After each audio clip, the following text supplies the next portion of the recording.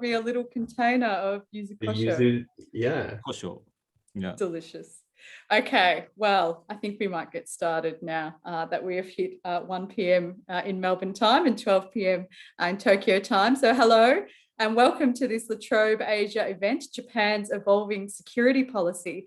My name is Beck Strading. I am the Executive Director of La Trobe Asia at La Trobe University in Melbourne, Australia. As is custom in Australia, I would like to begin this event by acknowledging the elders past, present and emerging of the Wurundjeri people of the Kulin Nation, who are the traditional custodians of the land upon which La Trobe University sits. And I would like to extend this respect to any Indigenous participants who are joining us online today. Part of our role at La Trobe Asia is to engage the public in meaningful discussion and debate and to deepen our understanding and knowledge of the Asian region.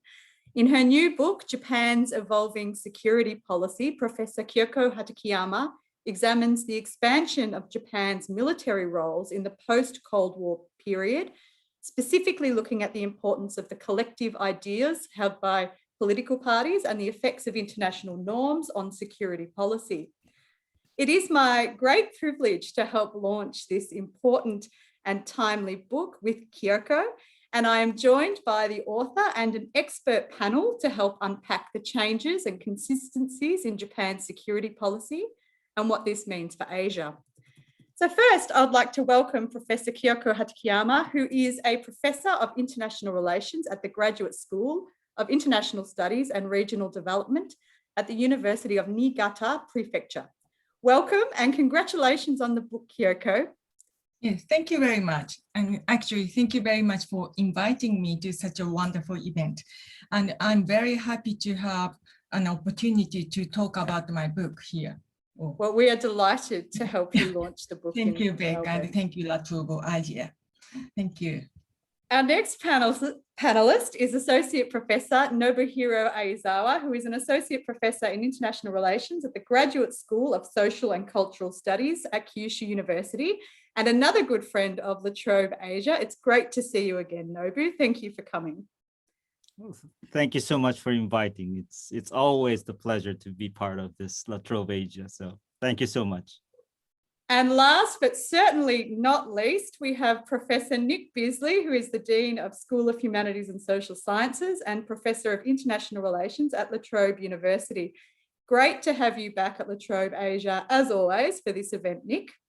Thanks, Beck. Thanks for being kind enough to include me in the side of my job I don't get to do enough of and enjoy the most. So thank you. It's always good to have you along. There will be an opportunity for audience Q&A in the second half of this webinar, for which we will be using the Q&A function, which you should be able to see at the bottom of your screen.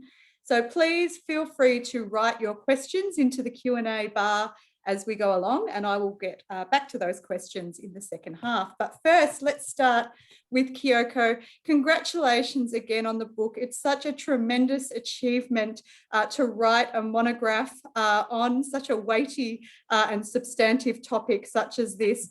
And as I mentioned in the intro, I mean, your book is really trying to understand the shifts in Japan's security policy. So I thought we might start with that. I mean, what are the most significant ways in which Japan's security outlook or its policies have changed, and why has it changed? What are the forces that are pushing Japan in different directions?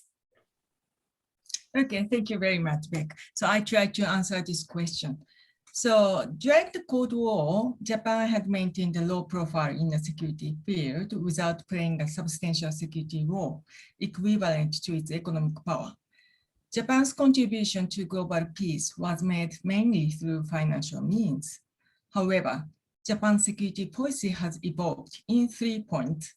First, Japan loosened an arms trade ban policy, which was considered a symbol of so-called Japan's anti-militarism in 2011, and then introduced a new policy on arms transfer in 2014.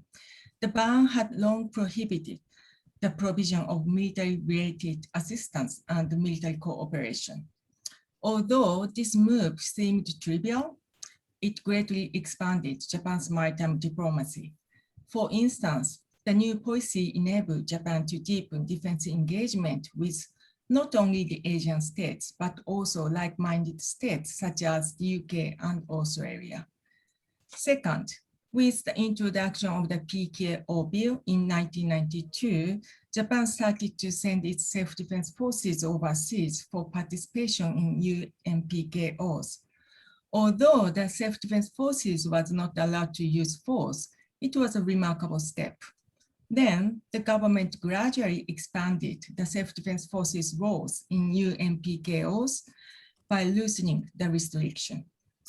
Third, Japan has also expanded the self-defense forces scope of action in the Japan-US Security Alliance by allowing the self-defense forces to support US military action, if not directly. Japan's shift culminated in the adoption of the security legislation in 2015. The security legislation is remarkable since it allowed Japan to exercise the limited right of collective self-defense. Successive governments had long argued that Japan was not permitted to exercise the right of collective self-defense on the ground that such a right was prohibited by Article 9 of the Constitution. However, in 2015, the Abe government permitted the right by reinterpreting Article 9. It also expanded the scope of its participation in international peace cooperation activities, such as the war on terrorism.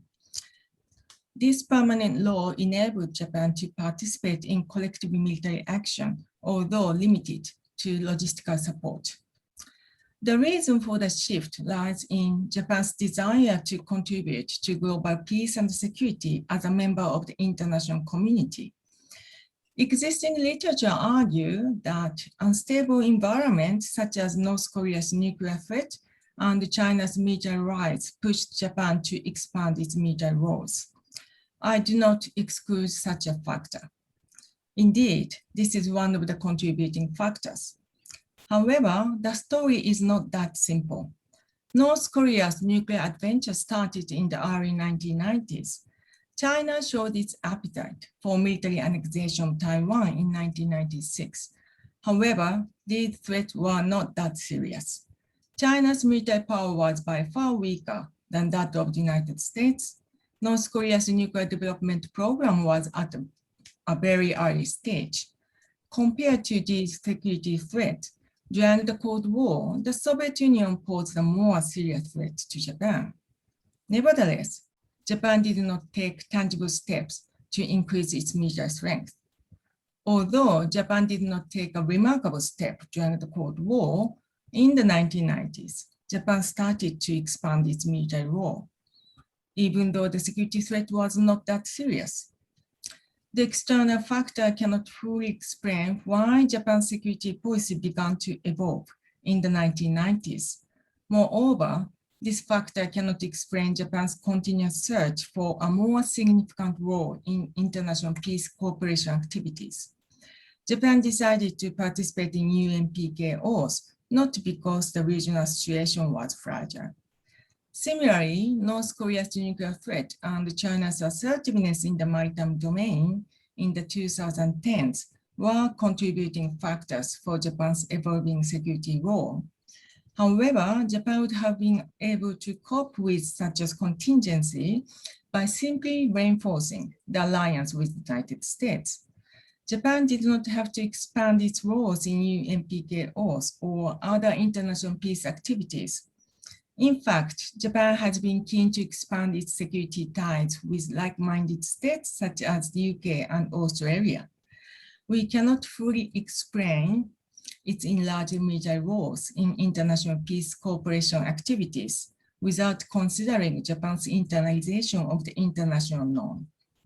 Given the fragile Asian security situation, Japan is eager to establish itself as a core member of the international community or of a community of like-minded states by showing its readiness to make a military contribution. Case studies in my book show that Japan hopes to contribute to global peace and security by making a military contribution, including troop dispatch and military collaboration. Japan wanted to place itself into a kind of collective security system and create a sense of us. This system did not work during the Cold War. International events such as the Gulf War. However, it increased its political importance in the post-Cold War. International events such as the Gulf War, many regional ethnic conflicts, and terrorism, all events contributed to strengthening the international norm that requires a state to make a military contribution. So the main force pushing Japan in that direction is, as I said, Japan's internalization of an international norm. As I said in my book, Japan's drive for expanded military roles was driven by its desire to contribute to global security. I observed that such a desire existed among politicians and officials even during the Cold War. However, an attempt to expand its military role was strictly limited due to a domestic political confrontation between the left, such as the Japan Socialist Party, and the conservatives, such as the Liberal Democratic Party during the Cold War. However, the Gulf War in 1991 operated as a trigger, which pushed Japan in that direction. The war brought about a new way of thinking, in other words, an international norm to Japan. The international norm that all states needed to contribute to global peace and stability by sending troops became suddenly visible after the Cold War. During the Cold War, the collective system did not work. However, due to the disappearance of antagonism between East and West and the emergence of new security threats, this international norm surfaced and eventually prevailed. After the Gulf War, Japan accepted this international norm by modifying it because the international norm was not compatible with Japan's domestic norm, which prohibited the use of force. The result was Japan's evolving security policy. So I might press you on that a little bit, if I may, Kyoko. I mean, it's quite interesting. I guess we tend to think of militarization, of states increasing their military capacities and contributions in terms of realist policy, but it seems that you're taking a quite constructivist approach to understanding Japan's evolving security policy, norms, ideas, identity, and particularly domestic politics. So I guess what I'd really like to ask you about is more on the role of domestic politics and norms. And you're talking about the kind of relationship between domestic and international norms in Japan and how that actually explains this shift that you've described. Okay, thank you. Thank you for your question. So Japan's security role was extremely limited during the Cold War because Japan's domestic politics was divided over how Japan secured its national security. After the end of World War II, maintaining peace and stability was the most crucial goal for a Japan that had experienced a disastrous war. However, views on how and by what means Japan should achieve this peace varied throughout the Cold War period. Although Article 9 of the Constitution laid the ground for a peaceful path, the wording was very ambiguous. For instance, it did not state to what degree and under what circumstances Japan was allowed to use force. This ambiguity led to a heated debate among politicians.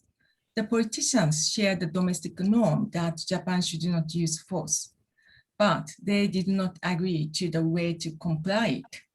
That is to say, the political parties shared the norm, but had a different idea in complying with the norm. On one hand, left-wing parties such as the Japan Socialist Party condemned the existence of the self-defense forces and the alliance with the United States as unconstitutional.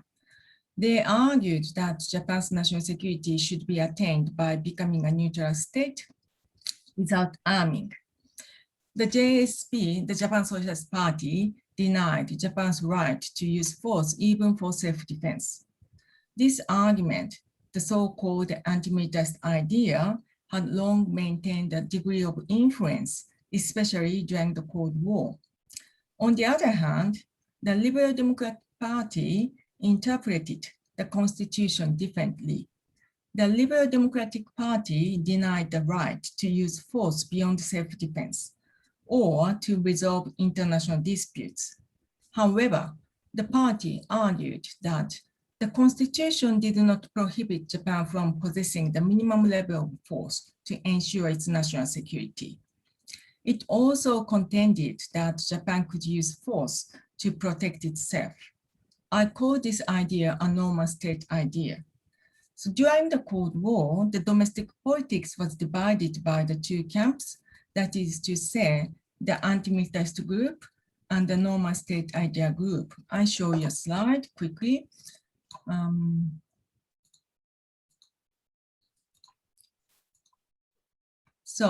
this is a slide. I hope you can see the slide. So there is two groups in Japan, the normal state idea group, such as the Liberal Democratic Party, and the anti-militarist groups, such as the Japan Socialist Party. And there's domestic norms of non-use of force. And this is the arrow, shows the international norm. Okay. So the confrontation structure resulted in Japan's low profile in the security field because an attempt to expand Japan's security role was always censured by the left, leading to political instability.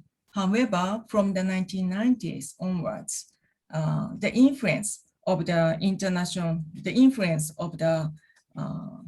Japan Socialist Party declined. And the influence of the international norm of making a troop contribution became evident and entered Japanese society. Coincidentally, the left influence was on the decline, and I'm going to show the second slide like this. So the orange part shows the anti-militarist group, and the blue part shows the normal state group. The left started to lose its influence in the 1980s because of Japan's economic growth, and also diminishing possibilities of Japan going to war. This decline eventually led to the dissolution of the Japan Socialist Party in 1996. This means the ideational division over the approach to its national security almost disappeared. Since then,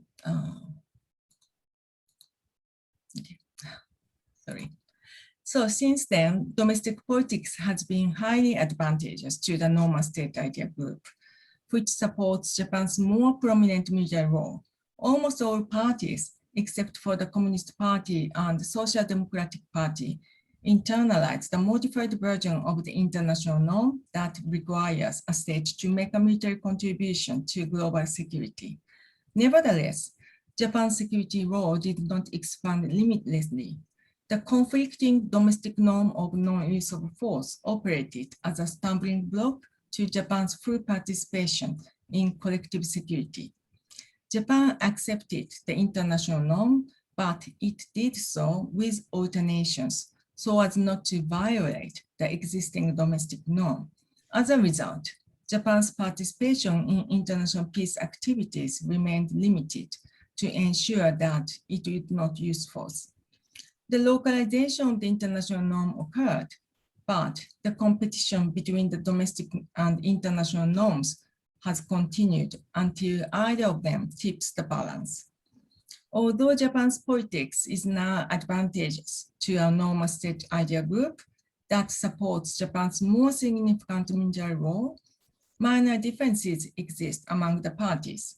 Such differences are mainly about the degree of forces to be used and how Japan would be involved in global security.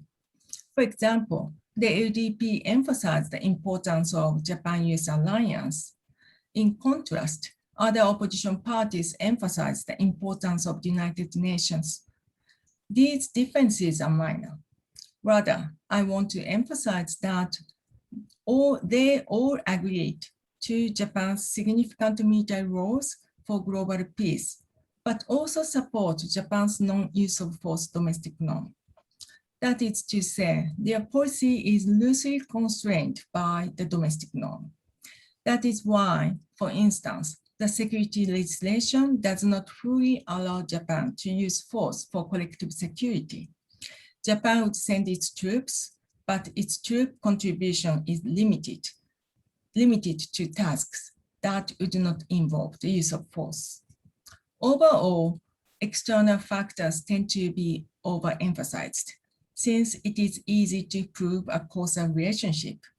However, close examination of the case studies showed that domestic and international norms play a significant role in forming a state policy.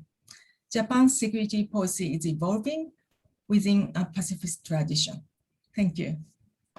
Thank you, Kyoko. I mean, it's certainly, there's a lot of interesting ideas to unpack there, and I'd like to bring Nobu into the conversation here and get your perspective on some of the arguments that are being made, particularly around the external factors versus the domestic factors. You've spent a fair bit of time in Washington recently at the Yes. Wilson Center, so I was wondering. Yes. Where we caught up a few times for some interesting lunches, but I was wondering whether you could talk a little bit about the sort of emerging strategic competition between the US and China, and some of the structural or balance of power factors that might also be affecting Japan's security policy and its perceptions of its place in the region and in the world, and also the domestic security laws and interpretation of Article 9. So what are your views on some of these issues? Thank you very much, Beck. That's a lot. That's all big questions. I think the domestic politics, I think, Hatakeyama Sensei has already, laid out beautifully about the dynamics. The only thing I can say is that, I can observe the issue of Article 9 has been lowered right now, and not just because of the electoral balance is not going to be as positive as LDP getting 2/3 of the seats in both houses. That's a high bar to clear. And if you don't have that security of clearing that bar, you don't want to raise that issue. So maybe that's, currently down. But I think the more important thing I see is that because of, as you say, US-China competition, the issue is now around Taiwan, right? Taiwan is becoming a hotspot. That's a more sensible security issues for Japan, rather than explaining the security laws using like the home straight emergency and clearing the straits, right? That was the rationale of why Japan has to change the law. But now it's about Taiwan. When Taiwan is an issue, of course, the Okinawa Island, or to be precise, Sakishima Island, is part of the arena. It's part of our domestic defense, right? National defense. So in terms of legal arguments, you don't necessarily have to have the Article 9. I mean, you can just claim that we need to enhance our security capabilities because of the security issues right now we're facing. And frankly, I think in the past 3 years, Japan is getting what Japan wanted, right? We have the new unit, like the Amphibious Rapid Development Brigade, newly established in 2018. We have the Cyber Protection Unit established this year. And we also have like the de facto aircraft carrier. You don't have it's a helicopter carrier right now, but it's a de facto aircraft carrier. So in terms of these defense equipments, we are getting what we want, especially in the face of like Taiwan issues and having our islands being an integral part of the competition, the physical competition that we have to be embraced. So I think that is pretty much giving a good legal rationale that we can do without changing the Article 9 and everything, right? So it's an ironical situation. We didn't hope for that, but it's an ironically, that's what I could see right now. The bigger picture about the Indo-Pacific that you have been giving me the question about, I think there's more emphasis on cooperation than competition. I think, you know, the way the Japanese security logic is made is always between between US and China, right? And of course, there is the economic relationship with China that we don't want to lose. But it's now the dilemma is not just between China and United States. It's also between Southeast Asia and United States, or Southeast Asia and China. I think that is getting clear, not just my expertise, but I think that is a fair observation, because you see all these commitments that Suga administration made. As you see, you know, he traveled to Vietnam and Indonesia for his first physical visit outside. You know, you have the Indonesia 2+2 meeting that argued about the Sulu and Sulawesi Sea, not the South China Sea, Sulu, Sulawesi Sea. It's giving us a signal that there is a deeper strategic need for Japan to be engaged with in Southeast Asia. And this is more about cooperation with Southeast Asia rather than just the competition between US and China. I think that signaling is pretty strong right now. And I think that's where things, not just in economic domains, but security domains are moving. So yes, let me stop there. Could I ask you just Yes, briefly about the quadrilateral security dialogue and how important is that as a part of Japan's Indo-Pacific policy? I think the last one was pretty significant. You see, we of course we understand the four countries shared geostrategic interests and geostrategic, you know, commitments vis-a-vis China, right? But it also said that we four countries are providing, say, public goods together for Southeast Asia. We're not just the strategic or alliance, but we are a provider of a public goods, which is the vaccine in this case, to Southeast Asia. So this is I think this is a very important shift. And I think we really need to acknowledge that. And we really need to push that direction, like, so that we, you know, the Quad is not just A, but there's function B and function C. And if that claim rings a bell or get a support, then the Quad will have a meaningful, you know, cooperation framework. I think it is a key. And because of that, the Southeast Asia piece, whether they are convinced with that argument, you know, like, well, whether they are convinced with four countries as a, you know, and a cooperation for public goods, I think it's gonna fly. But if that fails, which is currently India is suffering a lot, so that's a very worrying sign right now. But we shouldn't stop at vaccine. We should, you know, keep on adding to the menus. And I think it's a good direction. I think it's a very promising direction.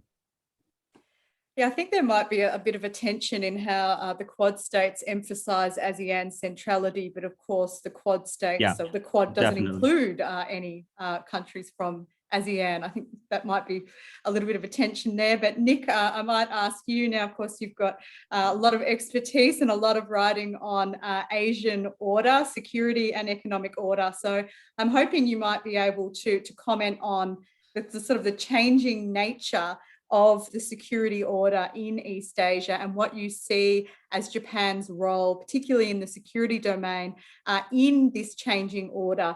Is it, is it a contributor to this shift in order in Asia, or is it, as a regional power, does it really just have to kind of respond to the changes that are really initiated or coming from the great powers, particularly US and China?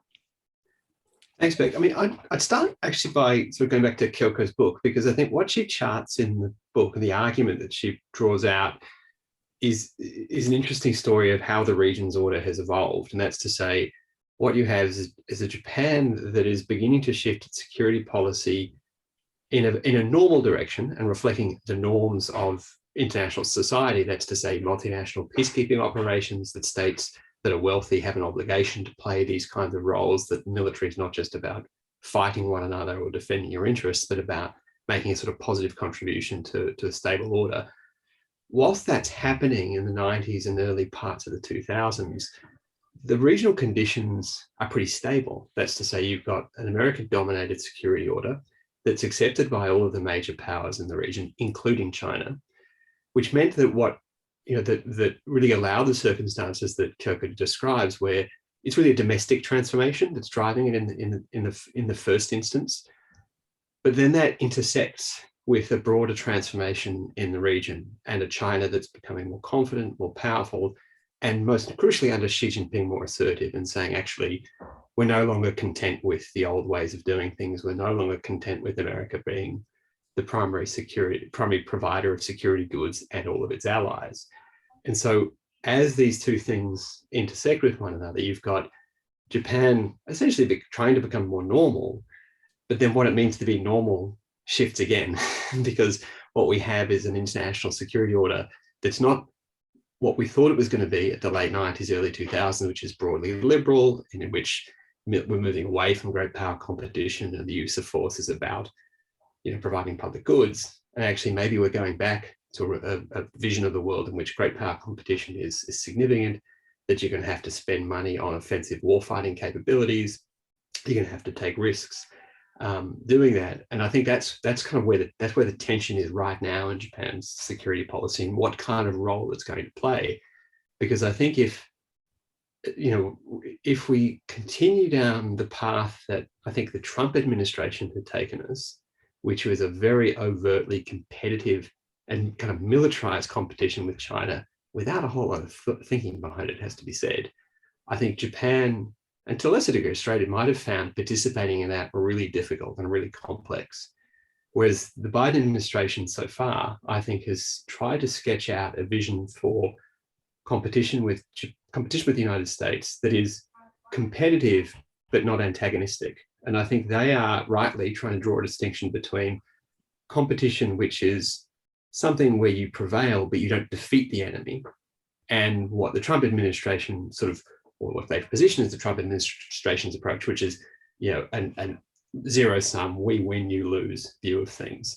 And I think that's where the reconfiguration of the Quad and the kind of role that the Quad plays that Nobu was talking about, I think is a useful and quite positive contribution to say, okay, it's not just for large-ish, medium-sized powers who are allies or partners of the US trying to contain China, but actually providing public goods and making a positive contribution and saying we are going to compete for influence, but in ways that are like, okay, how can we get vaccines out? How might we get infrastructure working? How might we establish safety and security in cyberspace and things along those lines? So I think where we are is in a really interesting point in Asia's security order. It's clearly in a position of transition. The old order has gone, where everyone was happy, broadly speaking, or content, probably a better word than happy, with American-centered order. China is clearly not happy with that. We're not quite sure what alternative it presents, but we need to have a much clearer sense of what the competition with China is over, what's it about, and what's it for.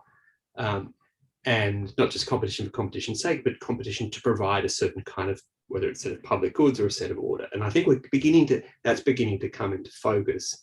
And in that framework, I think Japan's security policy that Kyoko describes, I think can play a positive role in that, although limited, I think, and same for Australia and same for India. I think the other issue to put on the table is if you go down the path of unrestrained military-focused geopolitical competition, then countries like Japan and Australia actually can't do a great deal more than we currently do.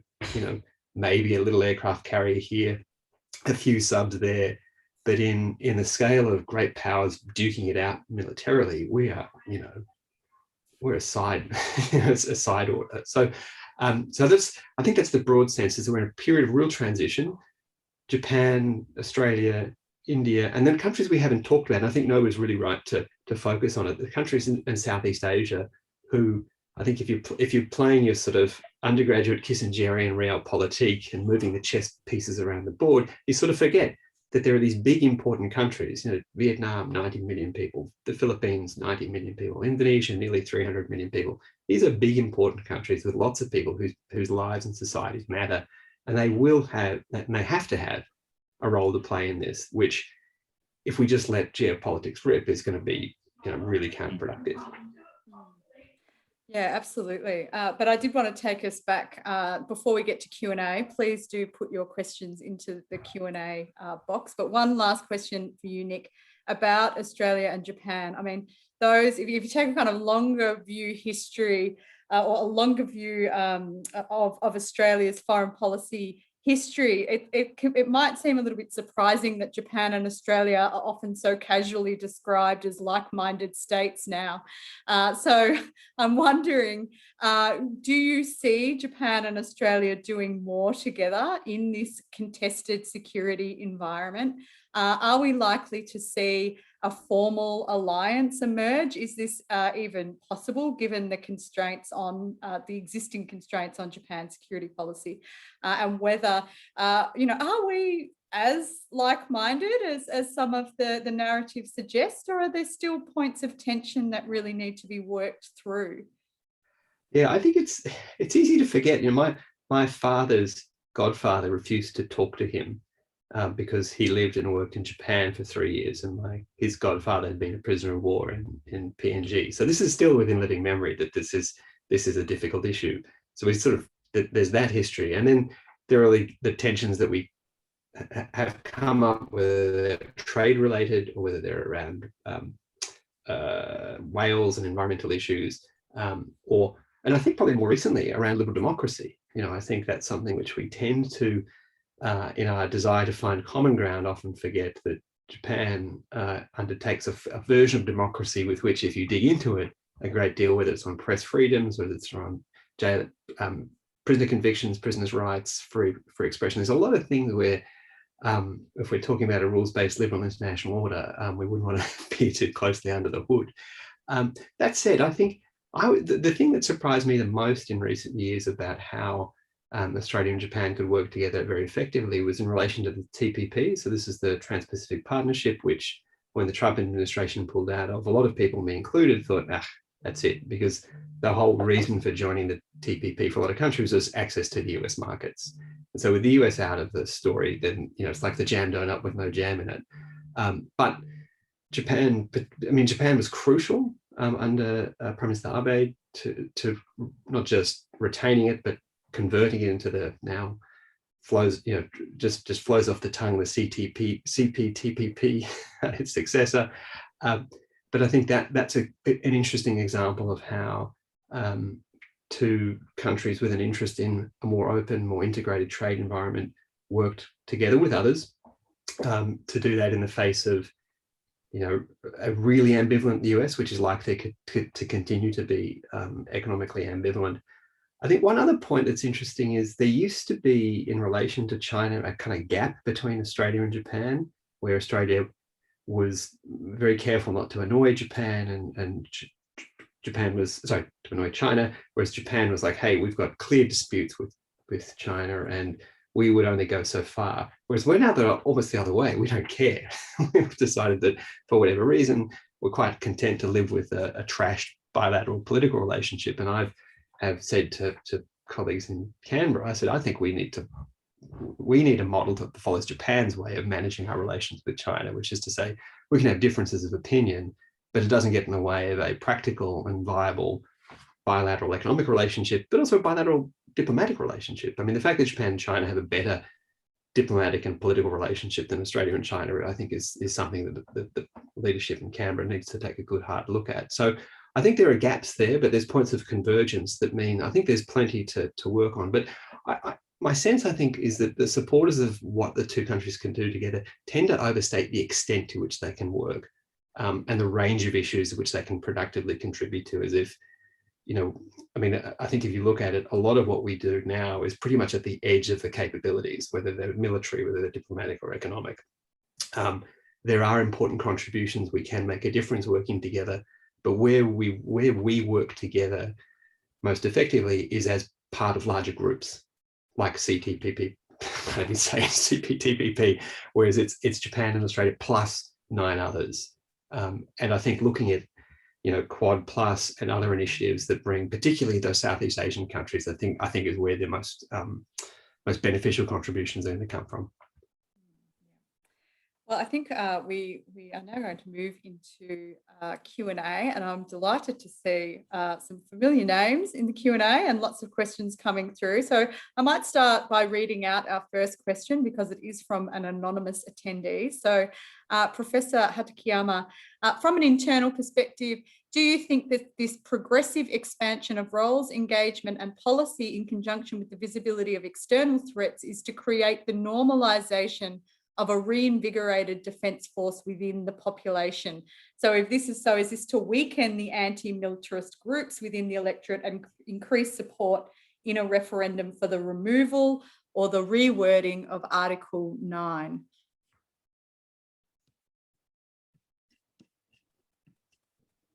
Oh, I think you're on mute, Kyoko. Sorry about that. So That's thank you okay. for the question. As I showed you in the slide, we do not have anti-militarist group. We do not have a strong anti-militarist group. So the percentage of the people who support the anti-militarist idea is very, very low. So, and most of the people actually support normal state idea group. That means Japan's larger role in the global society or for global peace. So that means we have a tendency that we have less and less anti-militarist people. And also that might, some of the people, actually, perhaps lots of the people may be worried about the revision of Article 9. And however, even when you say revision of the Article 9, there are many, various versions of the revision. For example, Prime Minister Abe wanted to write the existence of the self-defense forces. And actually, no politicians would want to remove the war clause. That means most of the politicians do not want to make Japan that can go to war. So that means even if we revise Article 9, that would not mean that Japan would go to war like the United States. Is it okay? So that's great. Well, we've got lots of questions, so it'll be good to move on to the next question. Actually, I might ask Yoichiro Sato, if you are there, we might try to get you on camera so that you can ask your question to the panel directly.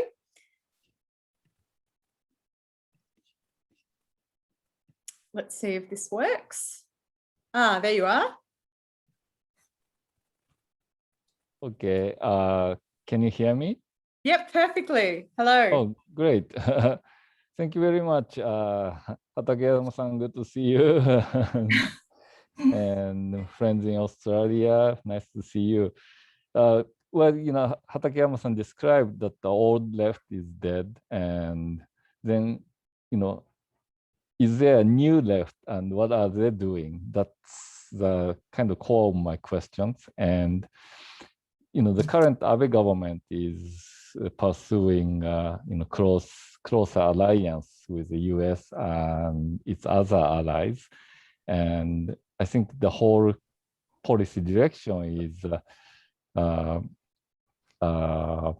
kind of closed by the so-called normalization of the nation ideology, but some suspect that Japan is pursuing a more realist policy. That means that the alliance is not viewed as something permanent, but more of the temporary arrangement for security. And the present, the fluid international environment in the Indo-Pacific may be something closer to Europe pre-World War I, where the balance of power is not quite stable. But how does the current government see the situation, and is there anything the left can do in the ongoing policy debate in that sense? Thank you for the question. Okay, so I'm not sure about the meaning of new left. So new left means the former left, but supporting Japan's larger role. So are you talking about the people who support UN, centrism? Correct? By new left, what I mean is opponent of Abe. Opponent of Abe, okay. So Whether Abe they can regroup themselves or not. okay. So Abe actually, supports Japan-US alliance and try to strengthen the alliance. And these people, actually, the LDP supports Abe's argument. And as Yoichiro Sensei said, there is new left. And these people actually support Japan's larger role within the UN framework. So that means as long as we have UN endorsement, that is fine to play a military role. However, without the UN endorsement, we cannot do anything. We do not want to support US-led military action. So that is the different way of thinking. But all of them support Japan's larger role, but the emphasis is very different. So in this point, yes, these are, however, I think minor differences because all the politicians support Japan's larger role. And I'm not sure how many people support the balance of power system in the Indo-Pacific, but even these new left or, the opponents of Abe supports Japan-US alliance as a cornerstone of Japan's foreign policy. So I don't think Japan would depart from the Japan-US alliance and then try to establish a kind of balance of power system in the Indo-Pacific. And as Professor Beasley said, because Japan does not have enough military power, and even though we expand our military strengths, we do not have nuclear weapons. So that means it is quite difficult for us to, balance, for example, against China by strengthening the, military power. And also it takes a lot of time to strengthen the military power, and it costs a lot economically. So I don't think that would be a, major view in the future. Thank you. We have a few questions here about Southeast Asia and the Quad. So one, I don't have a name, so I'll read it out, and then I'll ask Samathi Pamel to come on screen and to ask their question. So the first question is from a first-year graduate student at ICU, who says China's assertive maritime behaviour in the East and South China Seas has pushed Japan and Southeast Asia countries towards greater security cooperation, especially under the second Abe administration. So what kind of role do you think that Japan can play in the South China Sea? I'll direct that to Nobu and then to Nick. But before we do that, I would like to ask Samathi to ask their question, which I think we can sort of tie these questions together. So your question, Samathi? Hi, thank you. Can you hear me? Yes, perfectly. Okay, so thank you very much for that interesting presentation to all the three panelists. And I pick the point made by all of them that Southeast Asian security, especially in the Sulu Celebes Sea, also South China Sea at large, it's one of the predominant factor when we talk about Japan's new security policy. But I also like to draw the attention on the Quad. I agree the Quad is more than the geopolitics that, besides the strategic framework, the Quad also provide public goods, for example, the vaccine and other digitalization and so on. But I do believe that there are some fundamental issues on how Southeast Asian countries are responding or view the Quad on the military aspect or the geostrategic. So would that be a problem or a significant impact on the Quad development, especially in relation to South China Sea or Indo-Pacific in large? Thank you. No, but I might start with you and then I'll pass it on to Nick. Yes, yes, definitely. Both are very important questions. Let me respond to Sumati's question first. Well, thank you very much for asking. You're right. I mean, the kind of anxiety that the Southeast Asian countries have for Quad, or the skepticism, is very critical. So I think that is exactly why that the Quad meeting has a new agenda to discuss about. We're not just discussing about our issues with China, but we're discussing the way we could cooperate. But as you know, I mean, Quad countries, be it the United States, Japan, Australia, India, I mean, they are talking with Southeast Asia on a separate way. So Quad is not just one, but also you have like the Shangri-La dialogue, and we have the ASEAN Plus meetings. So I think I think there must be a diplomatic effort that, you know, Quad is not the primary channel for Japan, Australia, US to talk with Southeast Asia, right? You know, I fully understand the Southeast Asian anxiety, but I think there must be more of a diplomatic effort. Like we do put importance on Quad as a strategic concept, but that's not the way we communicate with Southeast Asia. I think that has to be, you know, repeatedly clarified, right? Because it isn't, right? So I think your feedback or your opinion is really, really important, and I think that in response to that, I think all the four countries has to do a better job in telling that. For the first question from Lin from Vietnam, thank you very much too. You're also right that, you know, the capacity of the Japanese has for South China Sea is limited. So, but still Japan is trying to find its way, because as you know, all these security domains are well connected. You know, East China Sea and South China Sea is really connected. The issues are connected. And as I referred to, like Japan's emphasis on the Sulu and Sulawesi has a very strong connection with the South China Sea. So to give you an answer, like it's not the kind of maritime security, you know, procurement that Japan can stand out vis-a-vis the others. For example, in case of Vietnam, I'm sure the Russians and Indians have much more stronger tradition of cooperation. So in those, like, you know, hardware, maybe Japan is not yet there to make a balanced contribution.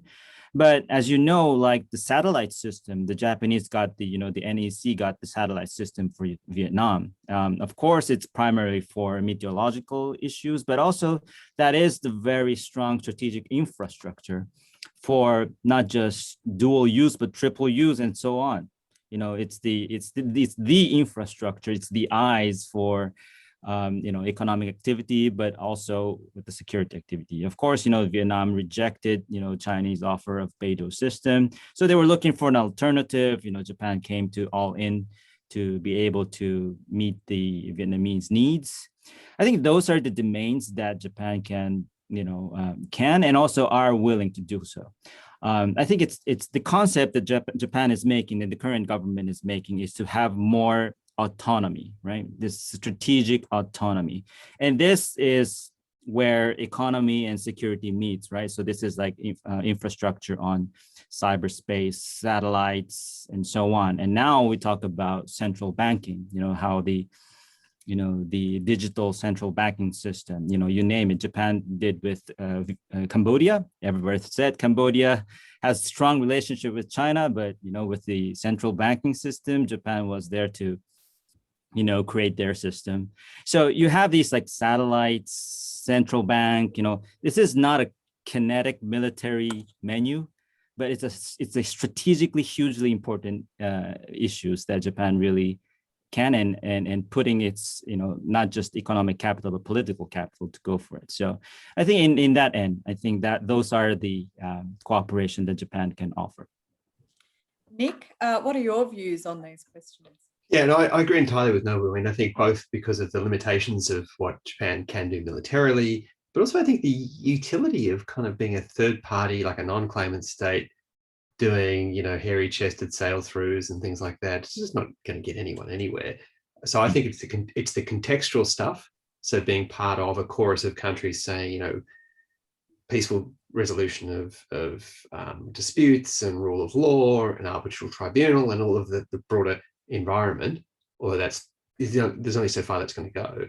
But more importantly, it's all of the stuff around working collaboratively with partners, with the claimant states around not the disputes themselves, but about the things that they need and providing an alignment of interests, whether it's about development aid, whether it's about investment, whether it's about telcos or whatever it might be. I think that's the sort of contribution the big contribution which Japan can make a really meaningful difference that has not just immediate economic benefits, but has, I think, long-term strategic benefits of a kind that sort of hark back to that original vision of how Japan plays a role that Kyoko was talking about right at the start, which is Japan perceived it's the kind of role and benefit it could play was not through the pointy end of a gun, but the tip of the spear, so to speak, but through development aid and support and assistance and trade and investment. And a 21st century version of that, I think, makes sense.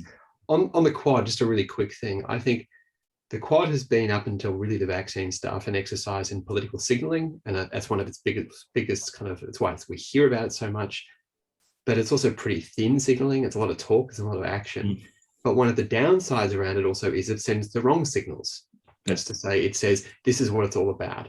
And if you're a Japan or Australia or even the United States to say, we want a region that's open and stable and broadly liberal, talking about the Quad is not going to help you achieve that end. It's much more multivariate. It needs many countries to be involved over lots of issue areas, and doing everything sort of in and through the Quad is in fact counter to that goal.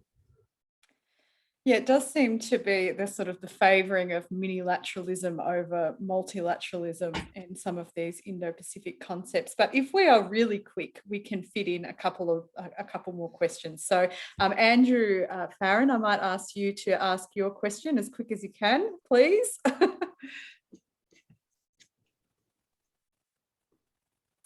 Are you with us, Andrew? Okay, maybe Andrew's not here.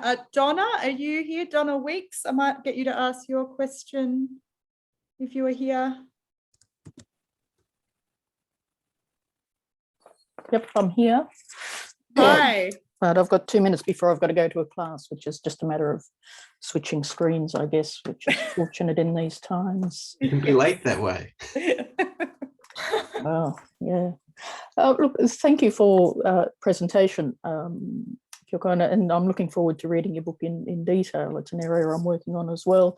But I guess my interest too, the reason I came back to Japan was the underlying resistance that we also see to Japanese security policy. And specifically, my question was, American bases in Okinawa continue to be a site of domestic contestation in national security policy. I mean, how do you see the Okinawan position, for example, fitting into the national debate? It seems to be overlooked quite a bit. Thank you. Thank you for your question, Dana. Actually, I think the Okinawa program continues in the future because, even people in Okinawa support the Japan-US alliance, and they understand without alliance, Japan cannot defend ourselves. So that's why they understand that having US meet the alliance in Japan, but they do not want to host the stations. That is a problem. And Japanese government tried to solve the problem. However, it's quite difficult for us to find alternative places for US militaries. So that's why there is no good solution at the moment. And left-wing parties or people having such an anti-military idea supports the move in Okinawa. I mean, the opposite move toward against U.S. military bases. However, I have to emphasize that not all people in Okinawa are against U.S. military bases. I have to say, not all the people in Okinawa are against the alliance, but they do not want to host the U.S. military bases. That's it. So we have to try to find a solution, but it seems quite difficult. And I can't think of any good solution at the moment. Thank you. Okay, well, we might have to leave it there. I'm terribly sorry that we have to go because we have a lot of questions left in the Q&A. But if any of you would like your questions answered, I'm sure that we can arrange that if you email us at La Trobe Asia. But I would like to finish up by again congratulating Kyoko on publishing the book. It is an amazing achievement, and it's just been really tremendous hearing you describe the intricate arguments that you are making in this book. I'm sure it's set to make an excellent contribution to our understanding of Japan's approach to security, but also to our understanding of how security policy is formed more generally, which you can order this book through the Routledge website. I'd also like to thank our panelists, Nobu and Nick. As always, you have been excellent friends of La Trobe Asia, and we appreciate your time and your insights. And thank you to our audience for watching this La Trobe Asia event. The webinar has been recorded. If you've registered for the event, you'll be emailed the appropriate links when they are ready. You can keep an eye out for our next book launch, which we hope will be in person in Melbourne, but we will have to see about that. But that will be, it will be hybrid, so you can watch it online as well anyway, but that will be David Brophy's book, China Panic, and that is scheduled for the end of the month. But please follow us on Twitter at La Trobe Asia, or join our mailing list to find more details for online events and La Trobe Asia publications. So thank you again. Thank you.